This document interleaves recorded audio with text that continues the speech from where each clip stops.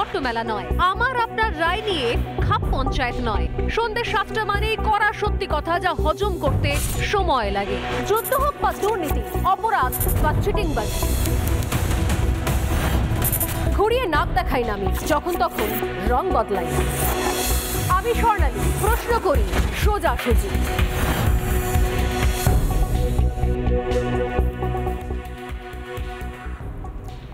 নমস্কার, দেখছেন রিপাবলিক বাংলা, সঙ্গে রয়েছে আমি স্বর্ণালী। শুরু করছি সোজাসুজি স্বর্ণালী। সোজাসুজি একদিন গলা ফাটিয়েছি প্রতিবেশী দেশে সংখ্যালঘুদের ওপর হয়ে চলা একাধিক অত্যাচারের বিরুদ্ধে। সোজাসুজি এতদিন পর্যন্ত টানা প্রতিবেদন করেছে প্রতিবেশী দেশের নৈরাজ্যের ওপর। সোজাসুজি চোখে চোখ রেখে দেখিয়েছি আমাদের সীমান্তের ছবিটা, কোন যন্ত্রণা থেকে একটা দেশ যার অধিকাংশ মানুষজন তারা দাবি করেন তারা স্বাধীন হয়ে গেছেন নাকি, তারপরও কিসের ভিত্তিতে লুটপাট চলে, আগুন চলে, ভাঙচুর চলে এবং সীমান্তে এসে হাজার হাজার মানুষকে অপেক্ষা করে বসে থাকতে হয় যে কখন কোন সুযোগে প্রতিবেশী দেশে একটু আশ্রয় পাওয়া যাবে। সোজাসুজি দেখিয়েছি। কিন্তু কি জানেন তো, প্রতিবেশী দেশের ছবি দেখিয়েছি আর আজ এই মুহূর্তে দাঁড়িয়ে তার থেকে অনেক অনেক বড় ছবি এই মুহূর্তে গোটা বিশ্বের সামনে, গোটা দেশের সামনে আমাদের তুলে দেখাতে হচ্ছে। আমাদের রাজ্যের ছবি, আমাদের শহরের ছবি, প্রিয় শহর কলকাতার ছবি। গতকাল বলেছিলাম আমাদের ছোট্ট বোনটা অভয়া, যাকে অকালে চলে যেতে হয়, চরম অসম্মান বুকে নিয়ে, যার ছিন্ন ভিন্ন দেহটা তার বাবা মার কাছে একটা অভিশাপের মতো হয়ে দাঁড়ায়। তারপর গোটা রাজ্য কলকাতা বারবার প্রতিবাদ দেখেছে, কিন্তু এই প্রতিবাদেও যেটা ফিরে আসবে না সেটা হচ্ছে অভয়া। অভয়ের মতো মেয়েরা যখন একবার চলে যায় আর ফিরে আসার তো প্রশ্ন নেই, তার সঙ্গে বোধহয় অনেক অনেক স্বপ্নের শেষ হয়ে যায়। আজও শহর কলকাতার রাস্তায় আরজি করের সামনে দিয়ে গেলেই সেই হাহাকার শুনতে পাওয়া যাচ্ছে। গোটা বাংলার মেডিকেল স্টুডেন্টরা যখন প্রতিবাদে বসছে, তারা চিৎকার করছে, তাদের বিচার চাইছে অভয়ের জন্য, তখন কানপাতলি শুনতে পাওয়া যাচ্ছে একটা মেয়ের আর্তনাদ, তার মায়ের জন্য, তার বাবার জন্য। অনেক স্বপ্ন ছিল মা, কিছু পূরণ করতে পারলাম না, তোমাদের বাধ্য হতে পারলাম না মা। যে স্বপ্ন তোমরা আমাকে নিয়ে দেখেছো, তিল তিল করে অনেক কষ্ট সহ্য করে আমাকে একটু একটু করে বড় করেছো, ভেবেছিলাম সবটা কোথাও পূরণ করে দেব। এত গর্ব, এত ভালোবাসা, এত অহংকারে ভরিয়ে দেবো আমার মাকে বাবাকে, পারলাম না। বোধহয় আজও কান পাতলে আপনারাও শুনতে পাবেন। ঘরে আপনাদেরও সন্তান রয়েছে, কারোর বাড়িতে আপনাদেরও মেয়ে রয়েছে। আপনাদের সন্তানদের জিজ্ঞাসা করবেন, নারী হোক, পুরুষ হোক, ছেলে হোক, মেয়ে হোক, অনেকেই বলেন যে আমার ডাক্তার হওয়ার ইচ্ছে রয়েছে, ইঞ্জিনিয়ার হওয়ার ইচ্ছে রয়েছে। একজন বাবা মার কত বড় অহংকার, গর্ব থাকে যখন তার সন্তান এসে বলে, মা আমি ক্র্যাক করে ফেলেছি, জয়েন্ট এন্ট্রান্সে এমন একটা র্যাঙ্ক পেয়েছি, বেসরকারি কলেজ নয় সরকারি কলেজে ডাক্তারি পড়ব। কথা বলেছেন কখনো সেই সমস্ত মায়েদের সঙ্গে, বাবাদের সঙ্গে? আজ সত্যি সেই সমস্ত মা বাবাদের কাছে, অভয়ার মায়ের কাছে বোধহয় প্রতি মুহূর্তটা তার মেয়ের প্রতিটা শব্দ কানে এসে বিঁধছে। যখন তার মেয়ে প্রথম ফোন করে হয়তো খবর দিয়েছিলেন, মা রেজাল্ট বেরিয়ে গেছে, আমি র্যাঙ্ক পেয়ে গেছি। যখন প্রথম এসে বলেছিলেন এই কলেজে অমুক সময় এই সময় জায়গা থেকে সিট পেয়ে গেছি। যখন MBBS পাশ করে খুশির খবরটা দিয়েছিলেন। যখন বাড়িতে এসে আবদার করে বলেছিলেন যে আমি আরও পড়াশোনা করতে চাই বাবা, MD করতে চাই। এর সত্যি কোনো বিকল্প রয়েছে? এ রাজ্যে একাধিকবার এমন ঘটনাও ঘটেছে, ধর্ষণ করে খুন করার পর তাকে কবর দেওয়া হয়েছে, পোড়ানো হয়নি, কারণ তদন্তে অনেক ফাঁক ছিল। আবার সেই দেহটাকে কবর থেকে টেনে খুঁড়ে বার করে আবার তার পোস্টমর্টেম করা হয়েছে, তবে কি নিশ্চিত হওয়া গেছে। আমি জানি না কিসের অপেক্ষায় ছিলেন এই বাবা মা, অভয়ের বাবা মা। ঠিক কোন কোন তথ্য জানতে পারার অপেক্ষায় ছিলেন? মেয়েটা শেষ পরিণতিতে কতখানি নরক যন্ত্রণা সহ্য করেছে, সেই যন্ত্রণার খতিয়ান বয়ান সত্যি অভয়ার ঘটনা, যে নাম আমরা দিয়েছি সিম্বলিক প্রতীকী নাম, কোনো পাচার হয়ে যাওয়া মেয়ের গল্প নয়। আমাদের এই রাজ্যে, এই শহরে বড় হয়ে ওঠা অত্যন্ত মেধাবী মধ্যবিত্ত পরিবারের একজন ডাক্তারের কথা। তারপরে অধিকাংশ জায়গা থেকে সবাই চুপচাপ রয়েছেন। কেউ বলছেন অসাধারণ কাজ করেছে পুলিশ, কেউ বলছেন এরকম নাকি যে কোনো জায়গায় যে কোনো প্রান্তে হতেই পারে। আরেকজন খুব গুরুত্বপূর্ণ মেয়র পরিষদের বক্তব্য শুনছিলাম, তিনি বলছিলেন যে এটা তো যে কোনো কারোর বাড়িতে এসেও হতে পারে, আমাদের পরিচিতরাই তো করতে পারে এরকম। এত সহজে, আমি জানি না রাজ্যের নেতা মন্ত্রীরা হয়তো বক্তব্য রাখতে পারেন, রাজনীতির লোকজনেরা বক্তব্য রাখতে পারেন, কারণ রাজনীতি আছে, দল আছে, প্রতিটা রাজনৈতিক দলের আলাদা আলাদা এজেন্ডা রয়েছে, কেউ পক্ষে রয়েছেন, কেউ বিপক্ষে রয়েছেন। কিন্তু আমার প্রশ্ন প্রত্যেককে, যারা বাংলার রাজনীতিতে বিভিন্ন সময়তে ক্যামেরার সামনে, বুমের সামনে বক্তব্য দেন, রাখেন, যুক্তি তর্ক তুলে ধরেন, প্রশ্ন তুলে ধরেন, সাফাই দেন, আপনাদের পরিবার আছে তো, বাড়িতে সন্তান আছে তো, নিজের মেয়ের সঙ্গে এরকম হলে মানতে পারতেন তো? এই প্রশ্নই করব। আর তার সঙ্গে এও প্রশ্ন করব যে কিসের ভিত্তিতে এত সুন্দরভাবে বলে দেওয়া হলো যে অপরাধী মাত্র একজন, সঞ্জয়। এই প্রশ্নও তুলব, যে প্রশ্ন এই মুহূর্তে আপামোর রাজ্যের মানুষের প্রশ্ন, আপামোর অভিভাবকদের প্রশ্ন, যে কোন প্রভাবশালী মাথাকে আড়াল করার জন্য একা সঞ্জয়কে সামনে দাঁড় করানো হলো। তার কারণ রয়েছে, ছত্রে ছত্রে একাধিক ফাঁক রয়েছে, তুলে ধরব, সঙ্গে থাকুন।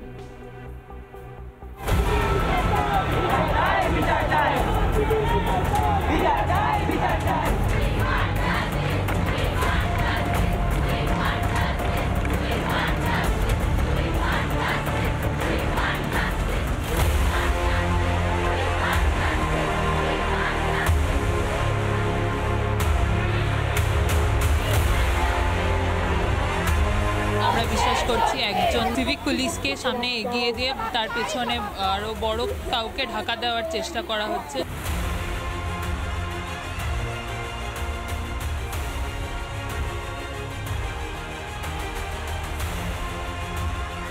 যেভাবে বিনীত গোয়েল থেকে শুরু করে পুলিশের উচ্চপদস্থ কর্তারা যেভাবে ঘটনাটাকে ধামাচাপা দেওয়ার চেষ্টা চলছে, যে তৎপরতা প্রশাসনিক স্তরে দেখা যাচ্ছে, সম্পূর্ণ বিষয়টাকে ধামাচাপা দেওয়ার একটা পূর্ণাঙ্গ প্রচেষ্টা চলছে।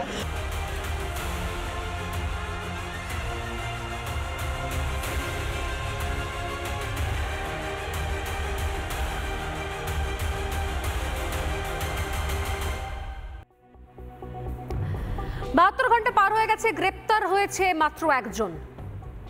অনেকেই বলছে মূল অভিযুক্ত, অনেকেই বলছে আসল অভিযুক্ত, অনেকেই বলছে এ তো সামনে, শুধুমাত্র সামনের মুখোশ।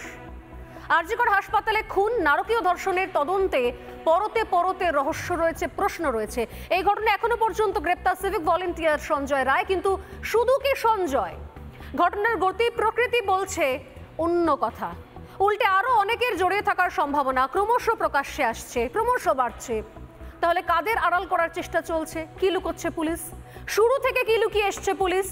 কিসের ভিত্তিতে পুলিশের বড় বড় কর্তারা রাতারাতি খবর পাওয়ার সঙ্গে সঙ্গে আগে দৌড়ে গিয়েছিল হাসপাতালে, তারপর চোরের মতো দেহটা চুরি করে নিয়ে পালানোর চেষ্টা করছিল? কিসের ভিত্তিতে, কেন, কি কারণ ছিল এমন নেপথ্য কারণ যে কারণে বাবা মার হাতে পর্যন্ত দিতে চাইছিল না তারা অভয়ার ভয়ঙ্কর ক্ষতবিক্ষত দেহটা? কোন বড় মাথাকে বাঁচাতে ঢাল করা হচ্ছে সঞ্জয়কে? এই প্রশ্নগুলো তোলার আগে শুরুতে আজকে দেখাচ্ছি অভয়ার মা এবং বাবা কিছুক্ষণ আগেই সাংবাদিকদের মুখোমুখি হয়েছিলেন। কি মারাত্মক অভিযোগ করছেন তারা, শুনিনি একবার, তারপর আসছি বাকিদের কাছে। আমরা পুরো চেস্ট ডিপার্টমেন্টের তদন্ত জানিয়েছি, পুরো চেস্ট ডিপার্টমেন্টকে আমরা সন্দেহের মধ্যে রেখেছি। আরো আছে, আমাদের মনে হচ্ছে ভিতরের লোক জড়িত আছে। তাকে যে সুপারি দেওয়া হয়নি তার কি গ্যারান্টি আছে? হ্যাঁ, টাকা দিয়ে করানো হয়, সেটা তো আমরা পারফেক্টলি বলতে পারবো না। আমার মেয়ে চাপে ছিল, প্রেসারে ছিল। চাপে ছিল বলতে বিভিন্ন রকম ধরুন পেশেন্টদের নানান রকম ট্রিটমেন্ট করতে ঠিকমতো পারতো না, ওর পেশেন্টের ট্রিটমেন্ট করতে চাইতো কিন্তু পারতো না। কেন পারতো না? উপর থেকে বাধা, যারা সিনিয়র ডাক্তার তারা সহযোগিতা করতো না ঠিকমতো, নানান রকম ভাবে। সেটা তো আমরা তো টোটাল হিস্ট্রিতে জানি না। আমার মেয়ে বলতো আমার আরজি করে যেতে আর ভালো লাগে না। কেন? কাজ ঠিক মতো করতে পারে না। ওর উপর একটু প্রেশার ছিল, কাজ বেশি, নাইটে ডিউটি থাকতো, তার স্লিপ রুম ছিল না, এসব চাপ ছিল তার। কোনো না, চারটে ছেলে একটা মেয়ে যদি হয় তার কতটা অসুবিধা হয় সেটা ভাবো। আমরা এত কিছু বলতে পারবো না। আমরা সঠিক তদন্ত চাই আর দোষীর শাস্তি চাই, চরম শাস্তি, ফাঁসি চাই, একদম ফাঁসি চাই। এটা অ্যাসিস্ট্যান্ট সুপার, ওদের ডিপার্টমেন্টের অ্যাসিস্ট্যান্ট সুপার যে সে বলে কি বলেছিল, বলেছে আপনার মেয়ে সুইসাইড করেছে, প্রথমে বলেছিল। কিন্তু পরবর্তীকালে গিয়ে আমরা তো দেখলাম এবং মমতা ব্যানার্জি ফোন করার পরে বিষয়টাকে টোটালি। কে বলেছেন? অ্যাডিশনাল সুপার আজকে কে ফোন করে বলেছিলেন যে আপনার মেয়ে সুইসাইড? Assistant super. এক সন্তানহারা মা এবং বাবার ভয়ঙ্কর অভিযোগ যে রাতে ঘটনাগুলো ঘটছে, সে রাত্রে যখন আমাদের রিপোর্টার একের পর এক ভিডিও ফুটেজ পাঠাচ্ছিলেন, আমি গতকালই আপনাদের সঙ্গে শেয়ার করছিলাম, আমরা হতবাক হয়ে গিয়েছিলাম বাবা মাকে দেখে। তারা কিংকর্তব্য বিমূঢ় হয়েছিলেন, চোখের কোণে জল ছিল না, তারা বুঝতে পারছিলেন না কোথায় যাবেন, কি বলবেন, কি দেখবেন, কেন দেখবেন। অনেক তাদের কাছে প্রশ্ন ছিল। তারপর একটু একটু করে তারা কথা বলেছেন। আর আজ কিছুক্ষণ আগে যে অভিযোগগুলো করলেন মারাত্মক। যে ক্ষতবিক্ষত দেহ উদ্ধার হয়েছে তার নিম্নাংশে কোনো কাপড় ছিল না, তার জিন্স, তার অন্তর্বাস ছড়িয়ে ছিটিয়ে ছিল, রক্তাক্ত অবস্থায় ছিল। সেই অবস্থায় তার দেহটাকে টেনে ঝোলানো হয়েছে।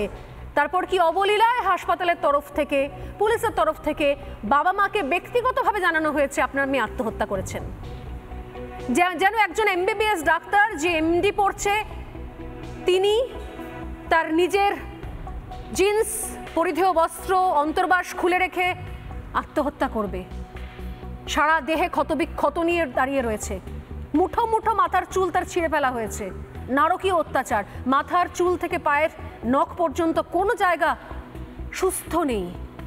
সেই অবস্থা তার মেয়ে নাকি আত্মহত্যা করেছেন। এই খবরটা দায়িত্ব নিয়ে হাসপাতালের তরফ থেকে এবং পুলিশের তরফ থেকে দেওয়া হয়েছে। আজ মুখ খুললেন অভয়ার মা এবং বাবা।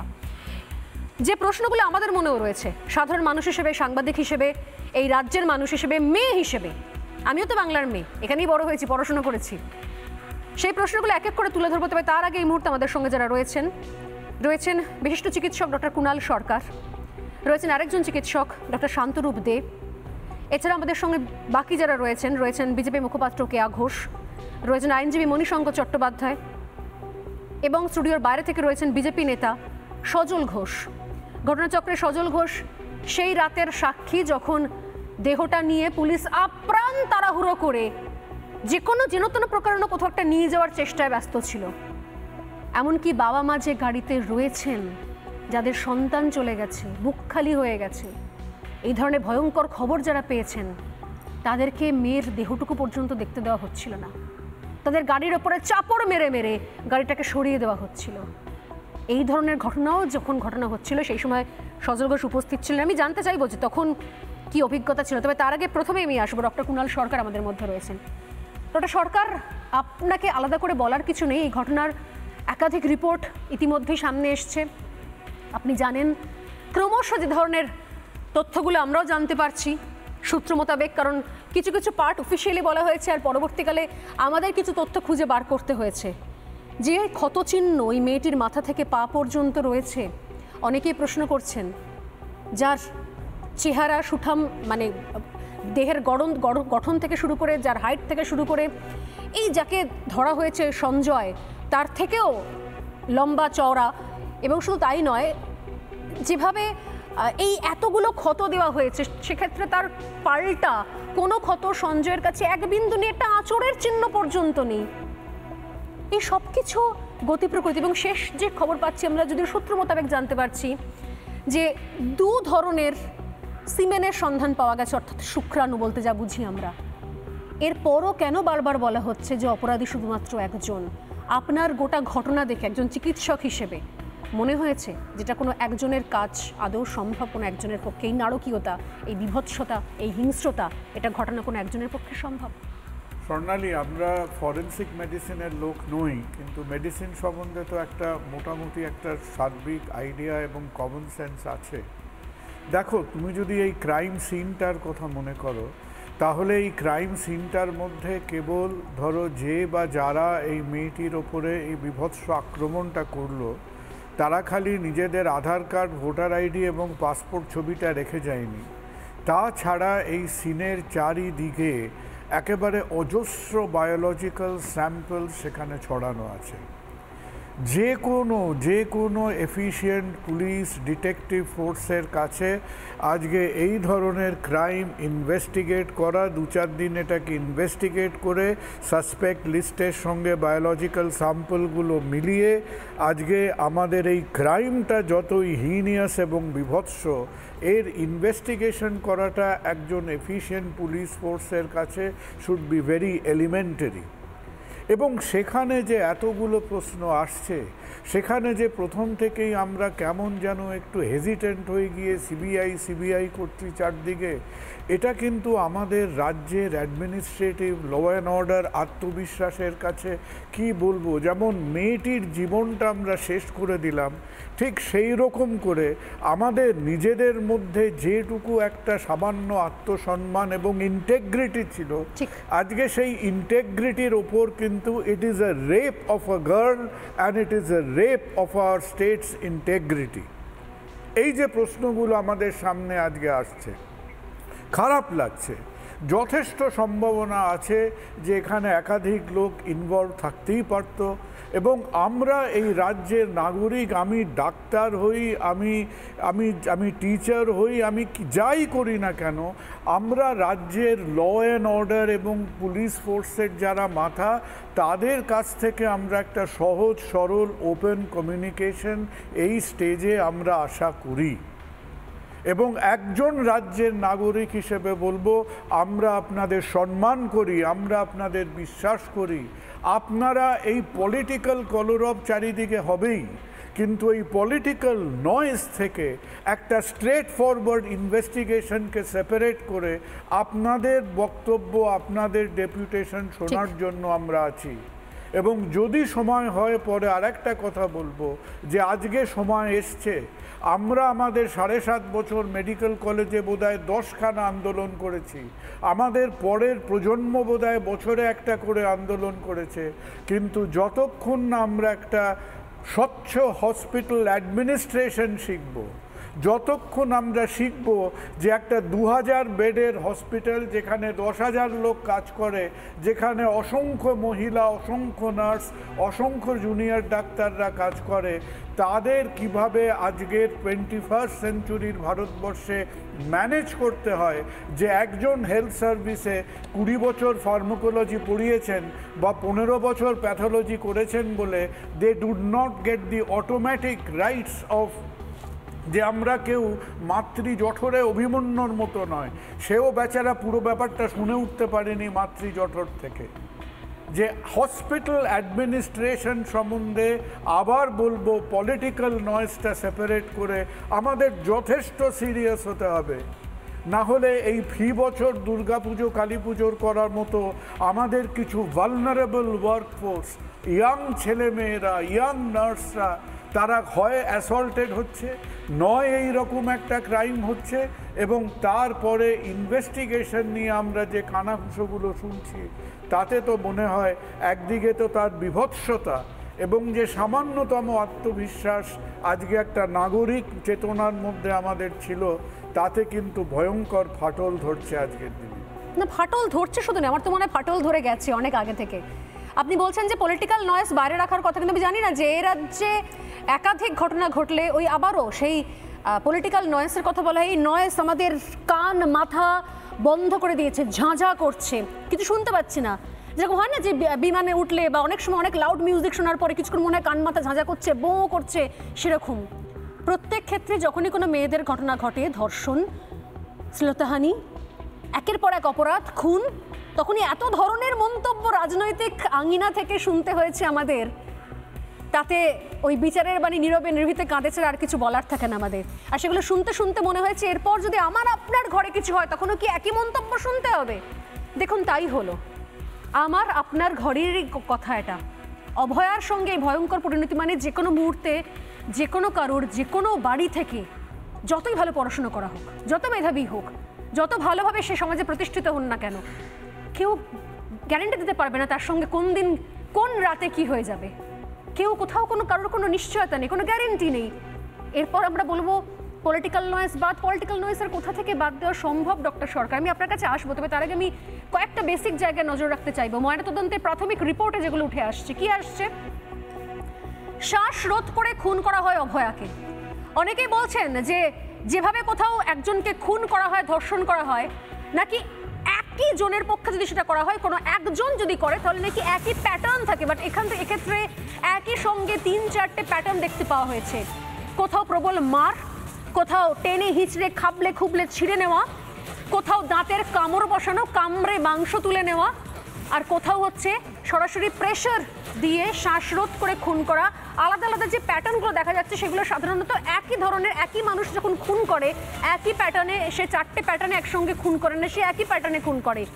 আমি জানি না, আমি যেগুলো তথ্য পাচ্ছি সাংবাদিক হিসেবে যত ধরনের মানুষের সঙ্গে কথা বলতে হচ্ছে, তাদের থেকে যে তথ্যগুলো পাচ্ছি তাতে আমারও ডাউট হচ্ছে।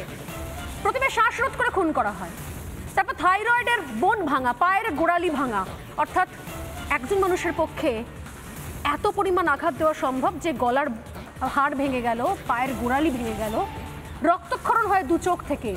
কোন যন্ত্রণা থাকলে, কি হলে 2 চোখ থেকে রক্তক্ষরণ হতে পারে? মুখ দিয়ে রক্তক্ষরণ হয়, যৌনাঙ্গ দিয়ে রক্তক্ষরণ হয়, যৌনাঙ্গে আটকে দেওয়া হয় মাথার চুলের ক্লিপ, এমনকি হাতের আঙুলের নখ উপড়ে নেওয়া হয়।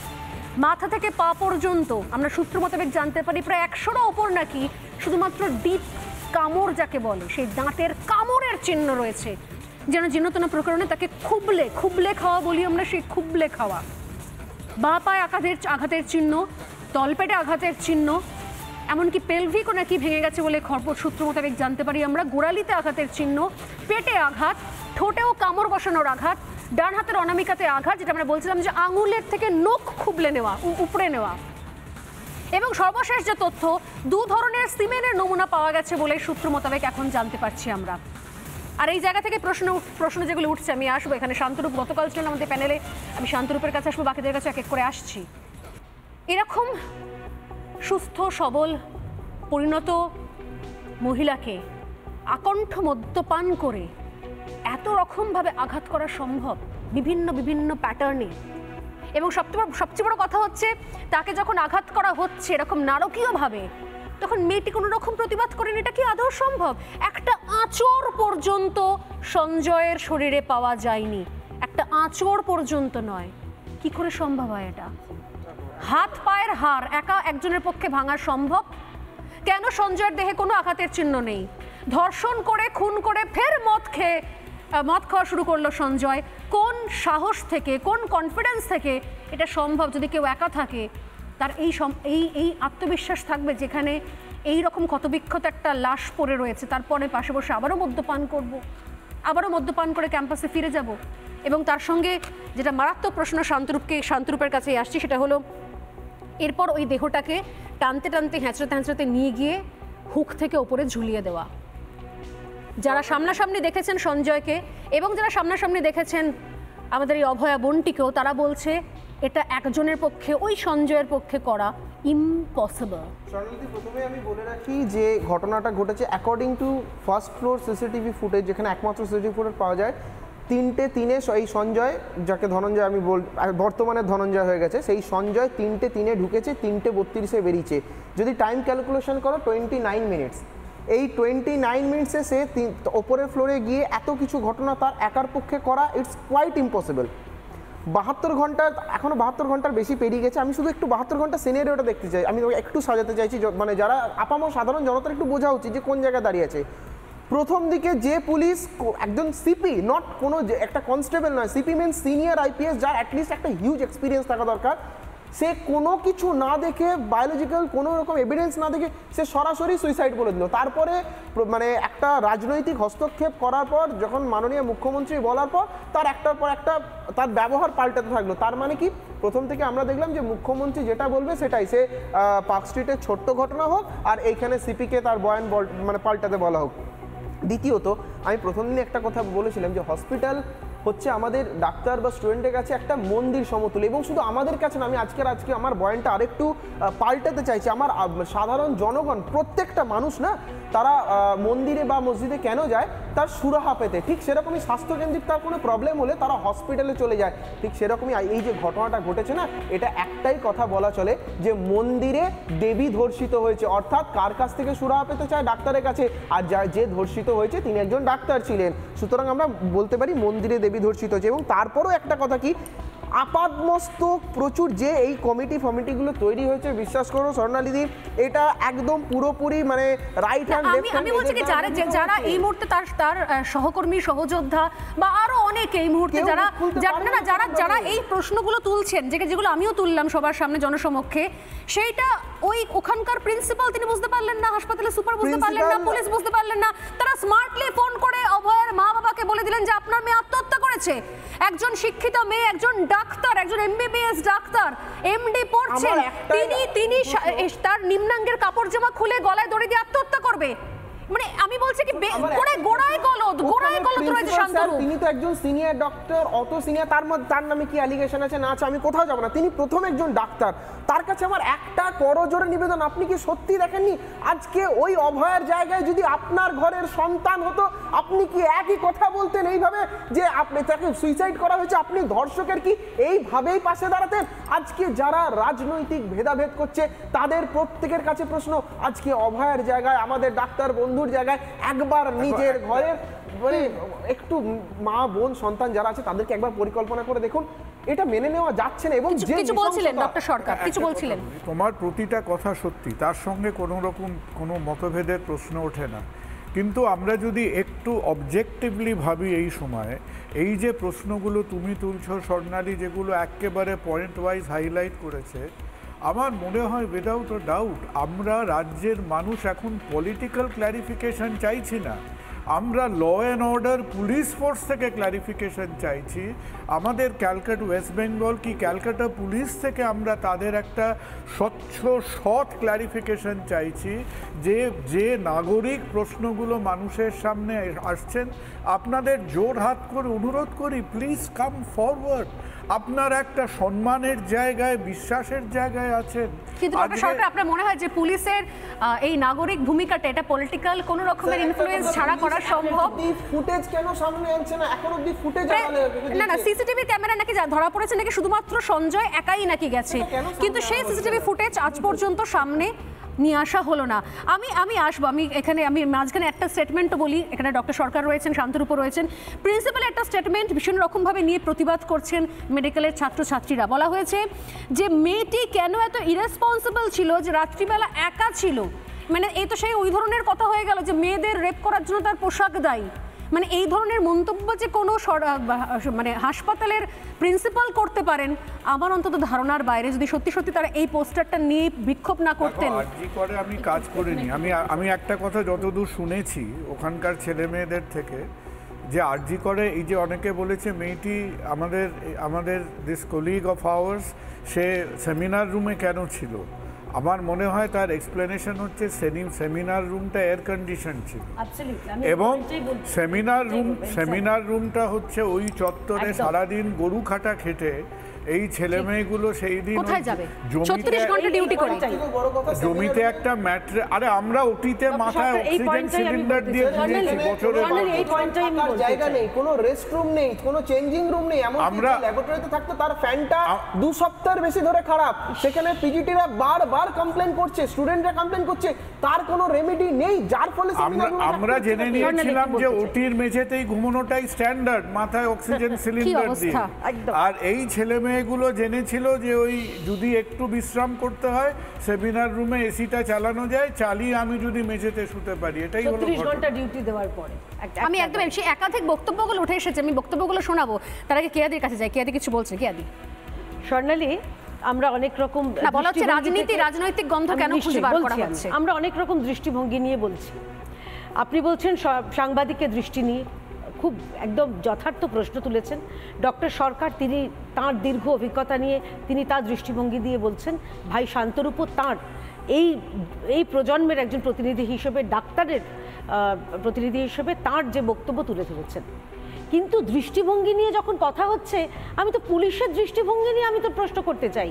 পুলিশের যে দিব্য দৃষ্টি রয়েছে, তারা ডেড বডি দেখে তৎক্ষণাৎ বুঝে যান যে এটা আত্মহত্যা, তারা বুঝে যান যেখানে ধর্ষণ হয়নি, এখানে খুন হয়নি। পরে চাপে আপনাদের মতন মিডিয়া এবং পশ্চিমবঙ্গের সাধারণ মানুষ এবং এই প্রজন্মের ডাক্তার শান্তরূপদের মতন ডাক্তারদের প্রতিবাদের চাপে পুলিশ পরে বলল খুন, পরবর্তীকালে বলল না এতেও হচ্ছে না, তো চাপা দেওয়া যাচ্ছে না কিছুতেই, তারপরে তারা বলছেন ধর্ষণ, এবং তারপরে সঞ্জয় বা ধনঞ্জয়, আমি জানি না তাকে কি বলবো, তাকে শুধুমাত্র খাড়া করা হলো। প্রশ্ন তিনটে। প্রথম প্রশ্ন হলো যেটা কুণাল বাবু বললেন, একদম যথার্থ কথা, রাজ্যের একটা প্রথম সারির কলকাতা শহরের আরজি করের মতো নামী হাসপাতাল, অনকল রুম নেই কেন? যেখান থেকে ডাক্তাররা যেখানে বসবেন বিশ্রাম করবেন, তাদের যখন ডাক পড়বে তারা যাবেন, একটা হাসপাতালে নেই কেন? এই হচ্ছে এই অবস্থা। এরা ভাইগুলো বলছেন যে আমাদের কোনো চেঞ্জ করার জায়গা নেই, যেখানে প্যাথোলজি রুম সেখানে পাখা ভাঙা। আর পলিটিক্যাল কথা বলতে চাই না, আমি আজকে একজন সাধারণ মানুষ হিসেবে বলতে চাই যে এই রাজ্যের যখন স্বাস্থ্য বাজেট পেশ করা হয়, তখন স্বাস্থ্যমন্ত্রী এবং স্বাস্থ্য প্রতিমন্ত্রী, লিপস্টেক মন্ত্রী, তিনি বলেন যে পর্যাপ্ত বাজেট রয়েছে স্বাস্থ্য খাতে। একটা রাজ্যের প্রথম সারি হাসপাতালগুলোতে অনকল রুম করা যাচ্ছে না, এটা ক্রিমিনাল অফেন্স। আর দ্বিতীয় প্রশ্ন হলো, যেই হাসপাতালেই মেয়েটির মৃত্যু হয়েছে সেই হাসপাতালে ময়না তদন্ত, এটা কোন ধরনের বিচার? ঠিক, যারা রয়েছেন এই কমিটিতে তারা তার সহকর্মী, জানেন, যা জেনেও হয়তো অনেক ক্ষেত্রে চুপ করে রয়েছেন, তারা ভয় ভক্তিতে বা তারা কি করে সঠিক করে রয়েছেন। আর থার্ড পয়েন্ট আমার রয়েছে, এই যে হাসপাতালের যে সিসিটিভি ফুটেজ দীর্ঘ সময় পাওয়া যায়নি, পরবর্তীকালে কোন এক অদৃশ্য মন্ত্র বলে ওই ব্লুটুথ, আমি আপনাকে বলছি এখানে খুঁজে দেখুন আপনাদের স্টুডিওতে অন্তত 10 জনের মধ্যে 5 জনের কাছে ওই ব্লুটুথ রয়েছে, ওই রকম ভাবে এখন যেগুলো ওয়্যারলেস ব্লুটুথ, ওই ব্লুটুথ দিয়ে পুলিশের কি দিব্য দৃষ্টি যে সঞ্জয় যোগ করেছে। একটা মানুষের পক্ষে ওই রকম নির্মম অত্যাচার করা সম্ভব? কেন আমরা যেটা সাধারণ মানুষ বুঝতে পারছি, পুলিশ বুঝতে পারছেন না? আর এই যে সঞ্জয় যে সিভিক ভলেন্টিয়ার, এইটা বলার জন্য বিনীত সাহেব কেন লজ্জা পাচ্ছিলেন? এত লজ্জা কিসের? বলতে লজ্জা করছে যে পার্টির ক্যাডার বলে তাকে নিয়ে কিছু বলা যাবে না, সে পুলিশ ওয়েলফেয়ার বোর্ডের সদস্য কি করে হতে পারে? এই প্রশ্নগুলো তো আমি সাধারণ মানুষ হিসেবে বলছি, আমি আজকে রাজনীতির কথা বলছি না, বাংলার মেয়ে হিসেবে আমি বলছি না, বলা উচিত যদি আপনি বিজেপি মুখপাত্র হিসেবে। কিন্তু আমি জানি যে আপনারও একটা মেয়ে আছে, আপনারও একটা স্বপ্ন রয়েছে, আমার সন্তান, বহু সন্তান। আমি জাস্ট একটা হাফ আ সেন্টেন্স অ্যাড করি। আবার আমি বলবো যে আমাদের পুলিশ এবং ডিটেকটিভ এজেন্সিরা প্লিজ আপনারা ক্ল্যারিফিকেশন দিন। এই যে তুমি একটা ভাইটাল কথা বলেছো ব্লুটুথ ইয়ারপিস, আমার যদি একটা ভাঙা ইয়ারপিস পাওয়া যায়, একমাত্র বায়োলজিক্যাল স্পেসিমেন সেখানে থাকবে হচ্ছে ইয়ার ওয়্যাক্স। ঠিক, ear wax is only one of the things যার মধ্যে কোনো ডিএনএ থাকে না। সুতরাং যে সিনটার মধ্যে মাথার চুল থেকে রক্ত, সিমেন্ট সবকিছু যত্রতত্র আছে, আমরা উইকেস্ট পসিবল বায়োলজিক্যাল স্পেসিমেনটা নিয়ে কথা বলছি। আজকের দিনে এই কথাগুলোকে আমরা একটু সাইডে রেখে please come up with the facts. আমি আসছি পুড়িয়ে দেওয়া হবে, আমি আসছি বলতে হবে, বলি না আমি এই শুরু বলি তো করতে হবে 100 বার। এটা কেন পুড়িয়ে দেওয়া? আমি সনন্দার কাছে আসার আগে আরো কয়েকটা কোয়েশ্চেন যেগুলো উঠছে আমি আসবো মণিশঙ্কর দে, নিঃসন্দেহে সময় আছে, আপনারা প্রত্যেকে বলবেন, কারণ আমি জানি যে এই যে সেনসিটিভ বিষয় আলোচনা করছি আমরা, এখানে ঝগড়ার কোনো জায়গা নেই প্লিজ, কারণ এটা আমাদের পরিবারের বিষয় হয়ে দাঁড়িয়েছে, এখন আর ঝগড়ার জায়গা নেই। কিন্তু যে প্রশ্নগুলো উঠছে, যে সূত্র ধরে এই মুহূর্তে বললেন যে সব থেকে উইকেস্ট একটা প্রমাণ, সেটাকে খুঁজে বার করতে তো মরিয়া হয়ে গেলে, আমি বেসিক আরও একটা প্রশ্ন তুলে ধরি, দেখুন যদি আপনাদের কাছে উত্তর থাকে। ঘটনাস্থলে গিয়ে পুলিশ রক্তাক্ত ঝুলন্ত দেহ পাওয়ার পরেও প্রথমেই কি করে বলে দিতে পারে আত্মহত্যা? যে প্রশ্নের উত্তর আমি এখনো পাচ্ছি না, আমার কান মাথা ঝাঁঝা করছে যে ওই অবস্থায় একজন ডাক্তার, মহিলা ডাক্তার, MBBS ডাক্তার, তার ওরকম অর্ধনগ্ন দেহ, রক্তাক্ত দেহ, মাংস খুবলে নেওয়া হয়েছে যে অবস্থায়, সেই দেহ পাওয়ার পর পুলিশ বলছে এটা আত্মহত্যা। তার বাবা মাকে ফোন করে জানাচ্ছে কেন এই চেষ্টা করতে গেল পুলিশ? কি কোন জায়গা থেকে, কার ইনস্ট্রাকশনে? কোয়েশ্চেন নাম্বার 2, মৃতার বাড়িতে ফোন করে সরাসরি আত্মহত্যা করেছে জানানো হলো, কার নির্দেশে? কেউ না থাকলে পুলিশ নিজে থেকেই কাজটা করলো, যেখানে পুলিশের বড়বাবু সেখানে উপস্থিত ছিল। অভয়ার ময়নাতদন্তে এত তাড়াহুড়ো হলো কেন? হঠাৎ করে তাড়াহুড়ো শুরু হয়ে গেল, ফাস্ট ফাস্ট ফাস্ট। চোখের নিমেষে সবকিছু কাজ হয়ে গেল, চোখের নিমেষে পুড়িয়ে দেওয়া হবে, চোখের নিমেষে পোস্টমর্টেম রিপোর্ট চলে আসছে সমস্ত জায়গাতে, যেখানে জায়গায় জায়গায় যেখানে কোথাও কিছু নেই, বডি পুরো পুড়িয়ে দেওয়া হয়ে গেছে, সঙ্গে সঙ্গে পুড়িয়ে দেওয়া হয়ে গেছে। এবং যেখানে এত মিডিয়া রয়েছে, যত তাড়াতাড়ি সম্ভব মিডিয়ার ক্যামেরাকে সরিয়ে দিয়ে তারও পাশ থেকে আশপাশ দিয়ে এগুলোকে করে নেওয়া হলো। 4, ফাঁকা সেমিনার হলে হেডফোন পেতে একদিন সময় লাগলো, যেখানে সেমিনার হলে সেরকম কোনো কিছু নেই। মাটি থেকে, কর্নার থেকে, সেমিনার রুমের টেবিলের কর্নার থেকে একটা হেডফোন পেতে 24 ঘন্টা নাকি সময় নিয়েছে পুলিশ। 5, পুলিশ সিসিটিভি দেখে অভিযুক্তকে গ্রেপ্তার হয়েছে বলে জানিয়েছে, তাহলে কেন সিসিটিভি ফুটেজটা প্রকাশ্যে আনা হচ্ছে না? 6, ঘটনার পর আমাদের মাননীয় সম্মানীয় নির্মল মাঝি তিনি কি করতে ঘটনাস্থলে উপস্থিত ছিলেন? অত হঠাৎ করে রকম একটা বেখাপ্পার সময় তিনি ওখানে গিয়ে কি করছিলেন, কি ইনস্ট্রাকশন দিলেন, কেন ওখানে বসেছিলেন, নির্মল মাঝির ভূমিকাটা কি এখন অবধি ক্লিয়ার নয়। সেদিন রাতে তড়িঘড়ি কিভাবে দেহ ময়নাতদন্তের জন্য নিয়ে যাওয়া হয়েছিল সেই ছবিটা একবার দেখে নেব, যে হঠাৎ করে কিভাবে কত দ্রুততার সঙ্গে তার বাবা মাকে সরিয়ে দিয়ে সেই দেহ নিয়ে বের করা হচ্ছিল। দেখে নিন সেই ছবি। সজলদা রয়েছেন তার আই উইটনেস সেই রাতের, তারপর মণিশঙ্কর দাও বলতে চাইছেন, দুজনের কাছেই আসবো।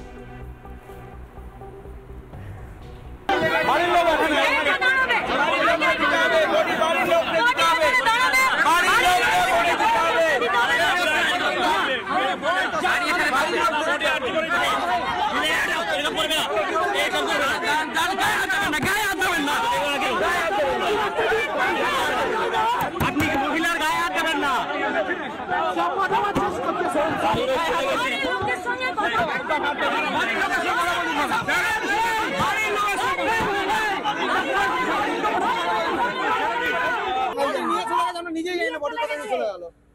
আমাদের গাড়িটা মেরে মেরে তুবড়ে দিয়েছে।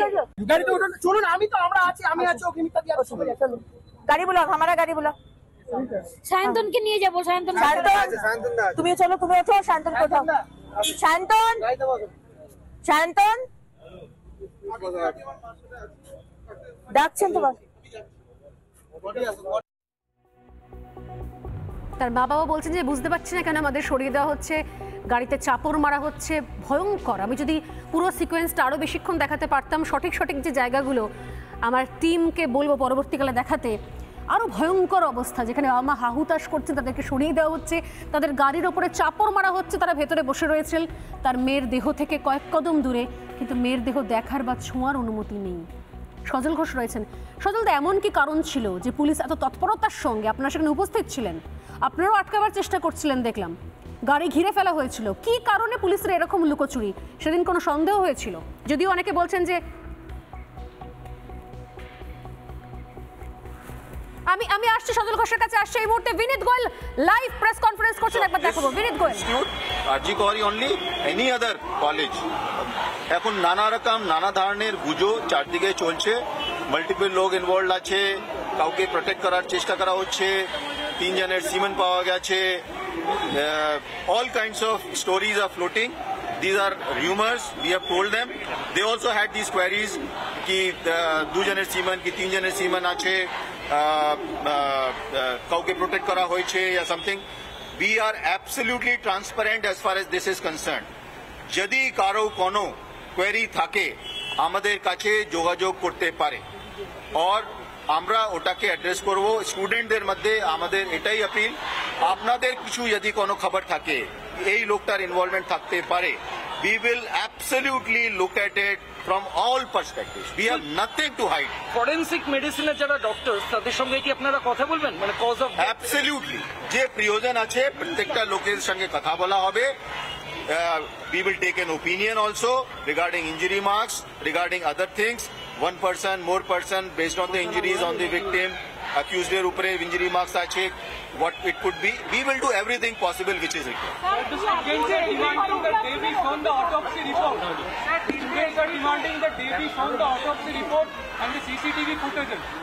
They are demanding absolutely. That is what I told you. We will have to. Autopsy report has been already been shared with the family. Family সঙ্গে already share করা হয়ে গেছে। ফ্যামিলির কাছে অটোপসি রিপোর্ট আছে। সিসিটিভি ব্যাপারেও আমরা ওদেরকে বলেছি যে সুপ্রিম কোর্টের গাইডলাইন্স যে আছে সে আমরা অবভিয়াসলি ভায়োলেট করতে পারি।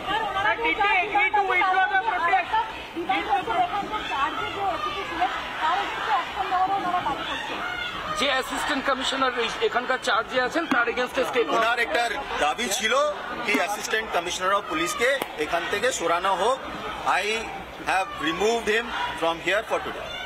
বিনীত গোয়েল এখন বলছেন যে সবটাই নাকি রিউমার। আমি জানি না এখানে শান্তরূপ রয়েছেন, সবাই শুনতে পাচ্ছি আমরা, কিন্তু এটা বিনীত গোয়েল স্পষ্ট করলেন না যে কোন জায়গা থেকে কিসের ভিত্তিতে প্রথমেই ওই রকম দেহ দেখে তারা বলে দিয়েছিলেন যে এটা আত্মহত্যা। এইটা বিনীত গোয়েলকে যদি কোনো সাংবাদিক বন্ধু প্রশ্ন করেন, আমি এখান থেকে করলাম, উনি তো শুনতে পাবেন না। এই ধরনের জিনিসগুলো বাবা মাকে ফোন করে জানিয়ে দেওয়া আত্মহত্যা, একটা ব্লুটুথ খুঁজতে এত ফোন খুঁজতে এত সময় লাগা, আমি জানি না সেদিনকে রাত্রে এই বডি নিয়ে লুকোচুরি করা। আমি খুব সংখ্যার একবার সজলদার কাছে যাবো। সজলদা প্লিজ।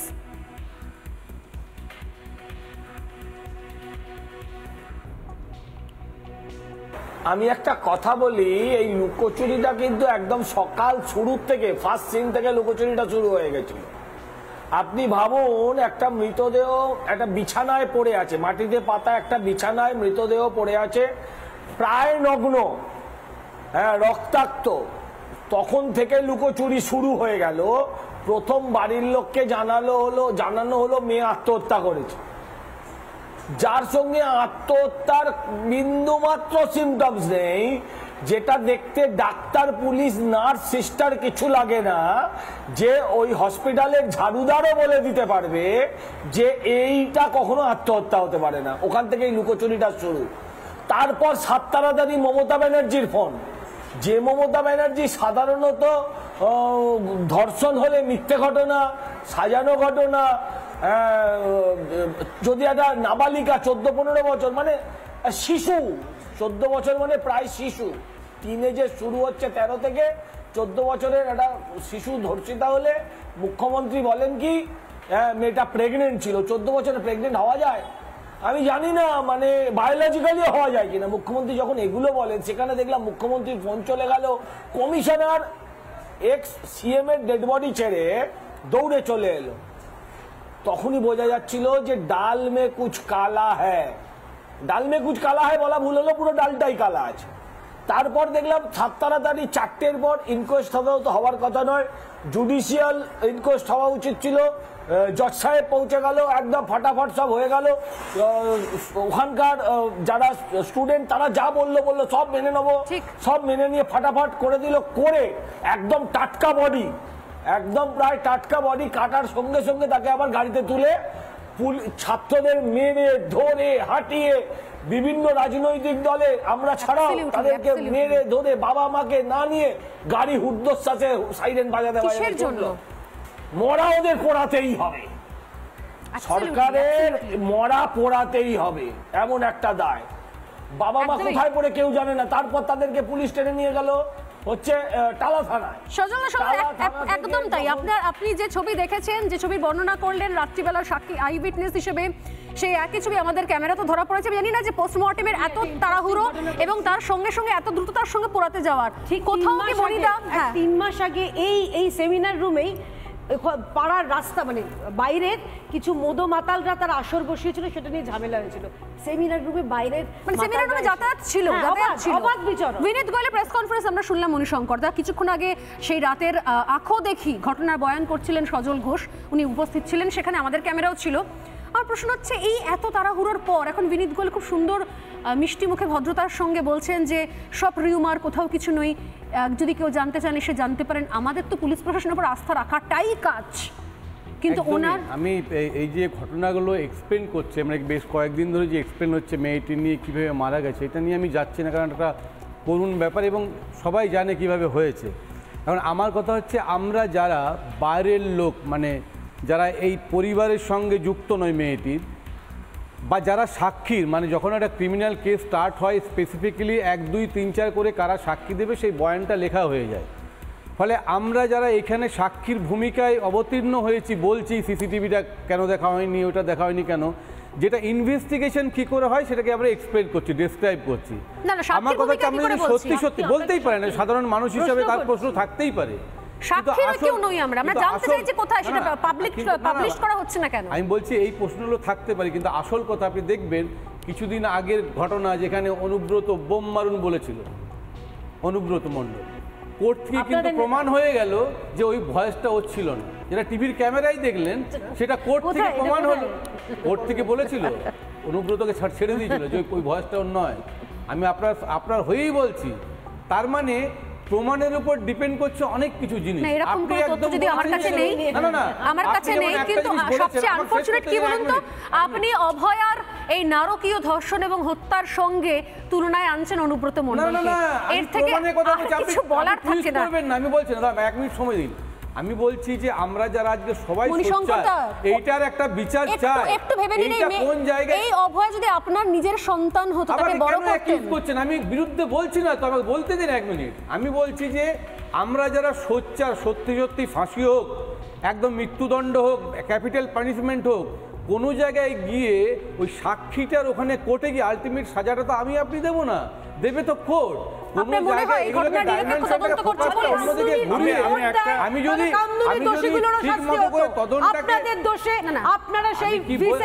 আমি বলছি যে সেই জন্য আপনি বললেন যে সঞ্জয়ের কথাটা, সঞ্জয় কিছু প্রশ্ন আছে। 1 সেকেন্ড, আপনার কি মনে হচ্ছে, একটাই প্রশ্নের উত্তর দিন, যে পুলিশ এই ঘটনার সঠিক তদন্ত করছে? পুলিশের ভূমিকা আগাগোড়া অত্যন্ত প্রশংসনীয়, শুধু এটুকু উত্তর দিয়ে দিন। আপনি পুলিশের ভূমিকা প্রশংসা করছেন? আমি প্রশংসাও করছি না, খারাপও বলছি না, কোনোটাই বলতে পারবো না। খারাপও বলতে পারবেন না। যতক্ষণ পর্যন্ত চার্জশিট না পেশ হবে, ইনভেস্টিগেশন করে, ততক্ষণ বলতে পারবেন না। অসাধারণ, আপনি প্রকৃত আইনজীবীর মতোই কথা বলছেন, তৃণমূল পন্থী আইনজীবীর মতো কথা বললেন। আমি আসছি, মোরাল সরকার। হৃদয় আছে, তৃণমূল করলে হৃদয়টা বিসর্জন দিয়ে আপনাকে সঞ্জয়ের একার পক্ষে কিনা সম্ভব কিনা এটা আমারও প্রশ্ন। কারণ একটা মেয়ের সঙ্গে আমি যেগুলো ক্রিমিনাল যখন আমরা জেরা করি দেখি, সত্যি একটা আচরণ জাগ থাকবেই। তাহলে কি এরকম ঘটনাটা ঘটেছে? আমরা এটাও শুনতে পাচ্ছিলাম যে মেয়েটি মারা যাওয়ার পরেও তাকে কিন্তু ধর্ষণ করা হয়েছিল। তার মানে ধর্ষণটা অন্য কেউ করে গেছে, তারপরে মেরে কেউ গেছে। বেশ, আপনার মনে এই প্রশ্নগুলো রয়েছে, কিন্তু আপনি সাপোর্ট করছেন এই তদন্তকে। সময় একদম শেষ। ডক্টর সরকার কিছু বলতে, 1 সেকেন্ড ওয়েট। আজকে বিজেপি যে নেত্রীর কথা বলছেন, না তৃণমূল বিজেপির কোনো সম্পর্কে আমি যাব না। আমি তৃণমূল বিজেপির মধ্যে ঢুকবোই না। সময় 1 সেকেন্ড, আমি বাংলার মেয়ে একজন সরকার। 1 সেকেন্ড প্লিজ, সময় নেই। দেখো আজকের দিনে মণিশঙ্কর, আমি কিছুটা এক্সেপশন নিচ্ছি কথার সঙ্গে। কেন? আমরা এখানে সাক্ষী নই। কথাটা হলো আজকের দিনে একটা কমন সেন্স, কমন নলেজ এবং মানুষের একটা বেসিক লজিক্যাল এক্সপেকটেশন আছে। আজকে যেমন আমাদের যে কোনো ডাক্তার, কোনো প্রফেশনের একটা ভুল ত্রুটি হতে পারে, যে প্রশ্নগুলো উঠেছে প্রেমেচিওরলি কেন এটাকে সুইসাইড বলা হলো, এই যে আমরা বলছি যে কেন এতটা রাশ করে ফর আ পোস্টমর্টম, একদমই তাই, সময় একদম শেষ। এবং মডেল বলা হচ্ছে, এবং আরজিকর মডেল বলা হচ্ছে, ভাতারে ধমকি দেওয়া হচ্ছে ডাক্তারকে, ভাতারে ডাক্তারকে ধমকি দেওয়া হচ্ছে, আরজিকর মডেল হচ্ছে দাদা। না অ্যাকিউজ করা হয়েছে, তিনি গিলটি প্লিড করেছেন। সময় একদম শেষ। আমি প্লিজ অনুরোধ করছি। আমি স্বীকার করে নিয়েছি যে আমি guilty plead. With all respect to Vineet Goel, একটা কথা বলবো, আজকে যদি কলকাতার চিফ অফ পুলিশকে তার একজন সাবসিডিয়ারি অফিসারকে একটা জায়গা থেকে সরাতে হয়, তার মানে তারাও স্বীকার করলেন সেখানে কোনো ল্যাপস অফ পারফরম্যান্স হয়েছে। আমি একদম সময় শেষ, আমি এই জায়গা নিয়ে শেষ করছি এবং আমি প্রত্যেককে ধন্যবাদ জানিয়ে হাত জোড় করে এটুকুই অনুরোধ করছি যে যারা, আমি আবারও বলছি সবাইকে, রাজনীতি দল মত ঊর্ধ্বে উঠে এই ঘটনার যদি মনে হয় একটু প্রাণে কোথাও বাজে, তাহলে ঘটনার নিন্দা জানান, প্রতিবাদ করুন। এই ঘটনার যদি আজকে প্রকৃত তদন্ত না হয়, তাহলে জানবেন আপনার বাড়িতে কিছু হলো, এরপর আর কোনো তদন্তের প্রত্যাশা আপনি করতে পারবেন না। সময় একদম শেষ, একটা বিরতি নিয়ে ফিরে আসছি, সঙ্গে থাকুন।